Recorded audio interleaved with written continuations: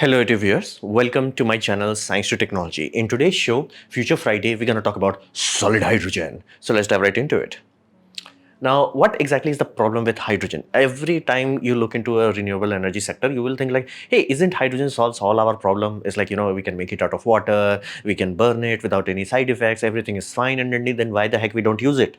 Well, reality is hydrogen have one loving characteristic, which is 120 megajoule per kilogram. That's how everybody tricks you into loving hydrogen. It's like it has 120 megajoule per kilogram compared to diesel of 45.45, not that much, like one third. So you're like, yo, we should go with hydrogen, it has so much power. Here's the deal, that part is absolutely true in terms of kilogram, but life runs on liters, meaning density.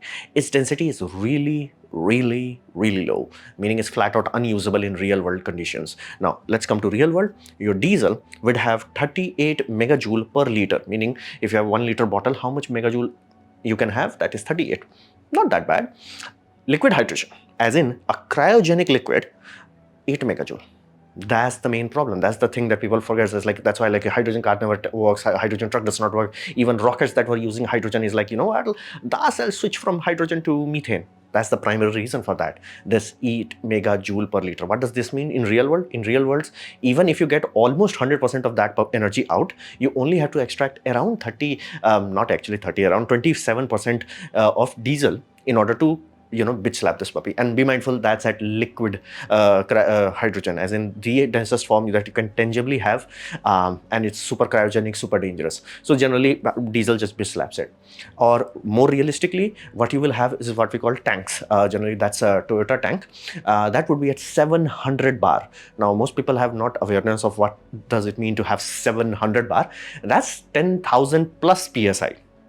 Let that sink in. 10,000 plus psi. Here's the deal, almost no metal can withstand it. That could be light enough to carry. So whenever company makes it, they use a metal bladder, meaning this puppy is strong enough that it will not let hydrogen seep through. And then they wrap this puppy in, carbon fiber, a boatload of carbon fiber. That's why it's so idiotically expensive. And at that point in time, your energy capacity drops to 5.6 megajoule per liter. So that is the main reason. That's why hydrogen, even though we have been trying this puppy from 1960s and 50s, it's never used. That's the whole point. The energy density is just not enough for actual fuel alternatives, meaning even though rockets can run on it, it's just not good enough. The reality is it's just not good enough. The density is not high enough.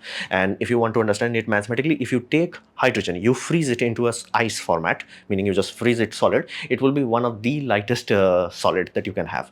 That's why it just does not have density. So people will always trick you to sell hydrogen is like, 120 megajoule per kilogram, but you should slap them and be like, how many megajoule does it have per liter wise? Because without per liter wise, it's meaningless. You will like, yeah, 1 kilogram will require, let's say 11 liters. Then what the hell are you gonna do? So that's the problem with hydrogen. So how does this magical solid hydrogen solves it? Well, hydrogen has this weird tendency to just go through stuff, meaning you have a metal wall and it can just loll through it. Now that's a very big issue if you want to contain hydrogen. However, somebody figured out it wants to go inside what we call a crystal lattice of metals. What if we create the lattice as a prison, meaning you go there, come on hydrogen, you should go there, I encourage you, you go there and you get stuck there. Ta-da, hydrogen entrapment. So trapping hydrogen inside metal lattice, that's the whole point. And if done correctly, you can exceed the density of liquid hydrogen. Let that sink in, meaning if you have 1 liter of basically volume, you can carry more hydrogen in terms of mass, in terms of basically kilogram, compared to if you had cryogenic liquid hydrogen. It exceeds it. Let that sink in. That's very significant, meaning now instead of like having 1/11th of a kilogram, you can almost have like half kilogram of hydrogen in just 1 liter. That's mind-bogglingly high density, because again, if you remember schools, solid, liquid, gas is the lightest, liquid is the second lightest, second lightest, I'm saying second heaviest, third heaviest is the solid. So solid is the heaviest of format. So if you can, pack hydrogen molecules properly, then you can achieve higher density. How high? Well, think of this. That's how exactly hydrocarbon works, meaning the fuel that you use, the diesel, all that. What does it have? It has carbon that is binding hydrogen. So you are doing the same thing. Instead of binding it with, permanently binding it with carbon, you are just letting it trapped. So H2, the gas, will get trapped and become just hydrogen, just basic hydrogen. So thankfully, hydrogen inherently wants to go there, and This process is so positive in terms of extraction. If done correctly, you can use this as a hydrogen extraction, meaning let's say you have exhaust gas from some specific industrial process, be example, let's say methane reforming, or like, there are some industrial processes that have waste hydrogen coming out of the smokestack. Now again, not everything does that, but some do. In those sort of scenarios, you will see a very thick white plume out of it. Now what is that white plume? It's water vapor, because a lot of hydrogen exposed to the atmosphere at high enough temperature, it turns into water. But what if you can collect it? This sort of system, as in like if you let the exhaust go through a metal halide base, it can just absorb the hydrogen. That's awesome, meaning a waste product is now a proper energy source that you can utilize. So that's the whole aspect of solid hydrogen. Why do we care? Because it exceeds liter capacity of raw liquid hydrogen, meaning you can carry far more hydrogen per volume than anything else. There is no other alternative to this thing. So that's why we call it solid hydrogen. So what is the principle behind it? Principle behind it, when you are charging it, basically this sort of canister, again, be mindful this technology is very old. If you have this sort of canisters and you want to pump hydrogen into it, it will start to get warm up. Of course, you are doing something it, right? So you have to cool it. Now, how much you have to cool it, depending on which metal halide you use. You can type that metal halide hydrogen storage. You will find PDF on top of PDF with multiple, data points of like this metal halide gives this much, this gives this much. You can do your own research on that, and you have to cool this puppy. How much? Depending, in some scenarios, it's like cool it to let's say 10 degrees Celsius, some is 20 degrees Celsius, but you have to cool it, apply some cooling to it, then it will absorb all the hydrogen. Now, okay, you got the hydrogen trapped into the bottle, that's good, and you have much higher capacity, meaning if this was filled with liquid hydrogen, you will have less compared to you have now. So that's awesome, that's GG. But how do you get hydrogen out of it?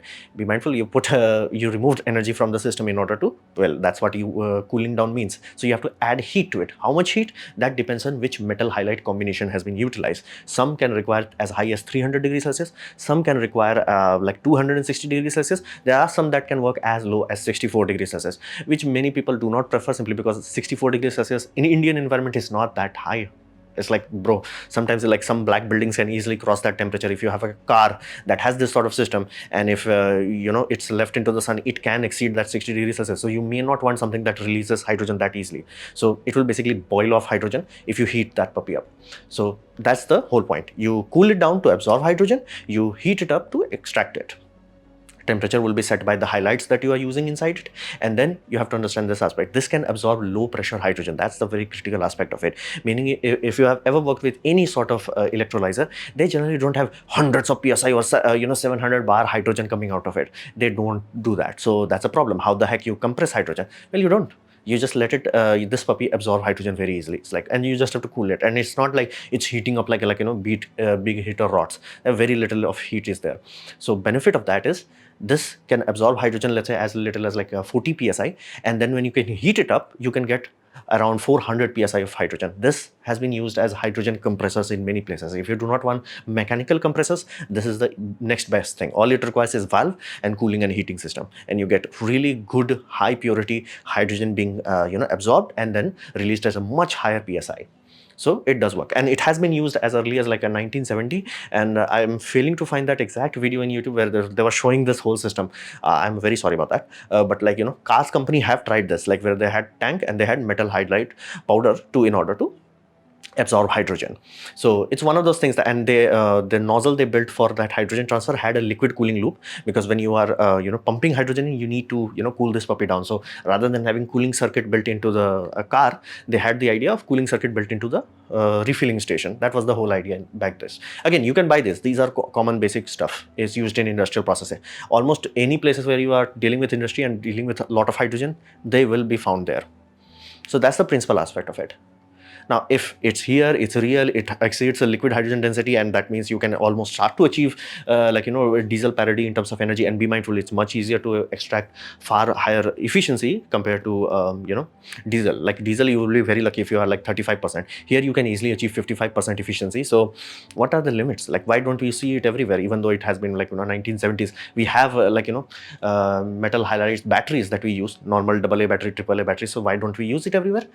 Your tank is still full of metal powder. That part people like always remove. Is like, you're still talking about a tank. Let's say you want to carry around a few kilograms of hydrogen. Your tank has to be few multiplied by 10.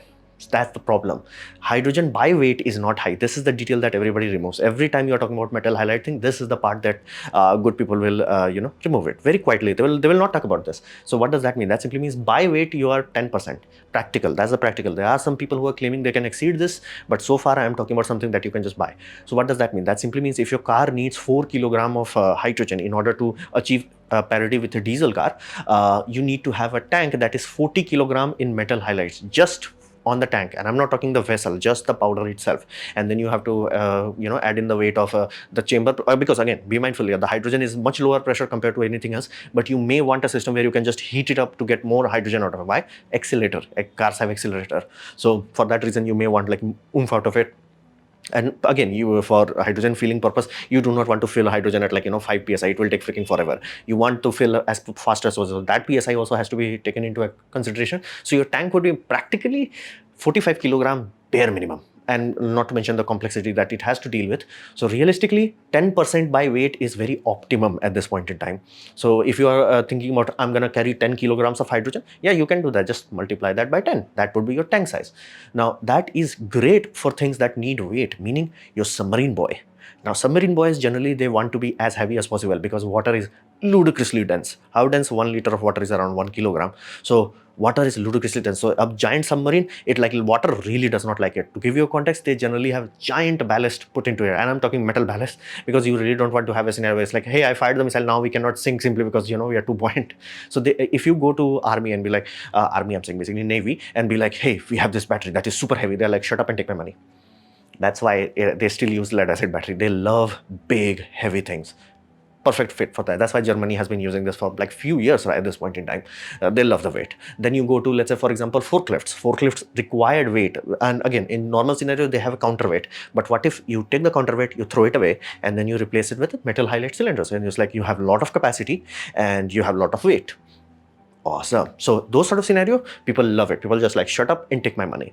But these are the only two things that, again, there are some other cases, specifically static use or places where you use to, hydrogen as a compression system. Then you will be like, dude, I'm using it for not for storage, but more for compressing aspect of it.